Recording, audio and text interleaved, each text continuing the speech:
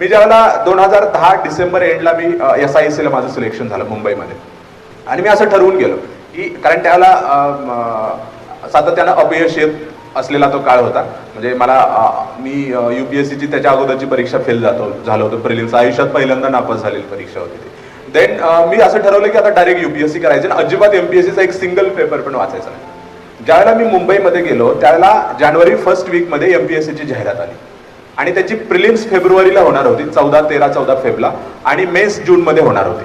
त्यामुळे काही मित्रांनी मला असं सजेस्ट केलं की तू MPSC दे, कारण त्यात डेप्टी कलेक्टरच्या पण जागा येणार आहेत आणि तू क्लास 1 होशील 6 महिन्यामध्ये जर चांगला व्यवस्थित अभ्यास केला. आता तिथून मी पुण्याला परत गेलो, पुस्तकांची लिस्ट घेतली 1-2 जणांकडून जे रिसेंटली सिलेक्ट झाले होते. कारण तर पुस्तकं कोणती वाचायची याचं उत्तर होतं त्याच्या मागच्या लाईनमध्ये, की जे जस्ट सिलेक्ट झालेले आहेत त्यांच्याकडून घेत जाते यादी. त्यांच्याकडून लिस्ट घेतली आणि परत गेलो. म्हणजे मी